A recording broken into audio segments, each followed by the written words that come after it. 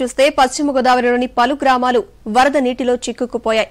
కొన్ని రోజులుగా భారీ వర్షాలతో సతమతమైన ప్రజలు ప్రస్తుతం పోటెత్తిన వరదలతో అల్లాడిపోతున్నారు.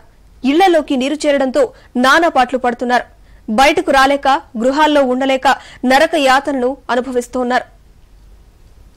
రోజులుగా కురిసిన భారీ వర్షాలకు పశ్చిమ గోదావరి జిల్లాలో ఉన్నటువంటి వాగులు వంకలు పొంగి ప్రవహిస్తున్నాయి. ముఖ్యంగా ఎర్రకాలువ తమిళేరుకు భారీ ఎత్తున ఈ సంవత్సరం వరద వచ్చిన నేపథ్యంలో చాలా వేలాది ఎకరాల్లో పంట పొలాలు నీటమునగడం జరిగింది. ముఖ్యంగా ఎర్రకాలువ పరిసర ప్రాంతాల్లో ఉన్నటువంటి చాలా గ్రామాల్లో కూడా వరద నీరు ప్రవేశించి ప్రస్తుతం మనం చోడవరం గ్రామంలో ఉన్నాం. ఇక్కడ చూడొచ్చు ప్రతి ఇంటిని కూడా తాగుతూ అర్ధరాత్రి వేళ వరద నీరు ప్రవహించడం జరిగింది. ఇప్పుడు కొద్దిగా తగ్గినప్పటికీ కూడా ఇప్పటికీ కూడా మొత్తం ఇక్కడ ఉన్నటువంటి గ్రామంలో ఉన్నటువంటి చాలా ఇళ్ళు ఇప్పటికి కూడా వరద ముంపులోనే ఉన్నాయి. చాలా మంది మొత్తం నిరాశలైనట్టు పరిస్థితి కూడా ఇక్కడ నెలకొని ఉంది. ఇళ్లలో పూర్తిగా అర్ధరాత్రి వేళ నీరు వచ్చిన నేపథ్యంలో భయాందోళనకు గురై స్థానికులందరూ కూడా ఇటు నిద్రాహారాలు మాని రాత్రంతా కూడా జాగారం చేసిన పరిస్థితి తామంటే ఎదుర్కొన్నామని చెప్పి ఇక్కడ ఉన్నటువంటి గ్రామస్తులు చెప్తున్నారు. తాడిపూడి కాలువ అడ్డంగా ఉండటంలో మాకు వచ్చేసి ఫ్లోటింగ్ ఎప్పుడు లేదండి. ఇలాగ గత మాకు తెలిసిన ఒక 25-30 సంవత్సరాల నుంచి ఎప్పుడు కూడా ఇలా వాటర్ వస్తాం మాకు తెలియదండి ఊళ్ళో.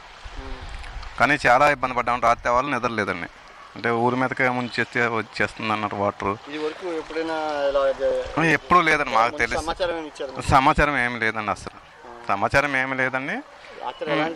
చాలా ఇబ్బంది పడ్డామండి. అసలు వాటర్ వెళ్తా బయటకు వెళ్తా లేదండి. ఇళ్ళు అలాగా మంచాల మీదకు నీళ్ళు వచ్చేసి మునిగిపోయి అలాగా ఇదేనండి మా హౌస్. ఎలాంటి ఇబ్బంది? మాకు రాత్రి చాలా భయం వేసిందండి. 6 గంటలకే స్టార్ట్ అయిందండి రావటము. మాకు ఎప్పుడు ఇలాంటి జరగలేదండి.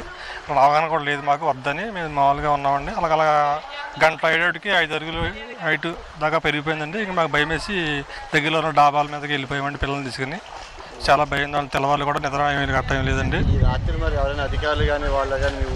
వచ్చారండి ఎమ్మెల్యే గారు, అలాగే ఎంపీ గారు, చైర్మన్ గారు, ఎంపీపీ గారు వచ్చారండి. చూశారు. ప్రతి ఏం మాకు ఇళ్ళ గృహం నిర్మిస్తా అన్నారు. హామీ ఇచ్చారండి. హామీ ఇచ్చి వెళ్ళారు. మొత్తం ఊరంటే మధ్యలో కొద్దిగా డౌన్ ప్లేస్ ఉందండి. అది బాగా గంటలో మొత్తం ఊరంతా చుట్టడించింది. అయితే ఎప్పుడు మా చోడవరంలో ఇలాగా నీళ్ళు రావడం అన్నది లేదు. ఒకవేళ ఎవరన్నా హెచ్చరించినా మేము కూడా ఎప్పుడు లేనిది కదా అని మేము పట్టించుకోలేదు. అయితే అర్ధరాత్రి 12 దాటికి బాగా విపరీతమైంది. ఆల్రెడీ కేరళ గురించి కొంత భయాందోళనతో ఉండడం వల్ల ఇంకా విపరీతమైన భయంతో కుర్రవాళ్ళు కూడా ఊరంతా తిరుగుతూ ఎక్కడైనా పెరుగుతుందేమో ఎవరైనా రక్షించడానికి చాలా ప్రయత్నాలు చేశారు. అలాగే అధికారులు కూడా రాత్రి అంతా మొత్తం చోడవరం మాత్రం ఉండి వెళ్ళలేదు ఎక్కడికి. మొత్తం ప్రస్తుతానికి అయితే కొంచెం తగ్గుముఖం పట్టింది.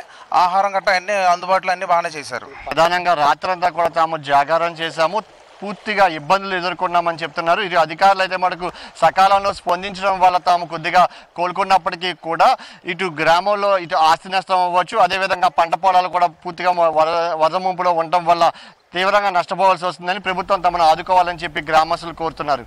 కెమెరామ్యాన్ రాంబాబుతో కలిపి ప్రసాద్ బాబు, మహాన్యూస్, చోడవరం.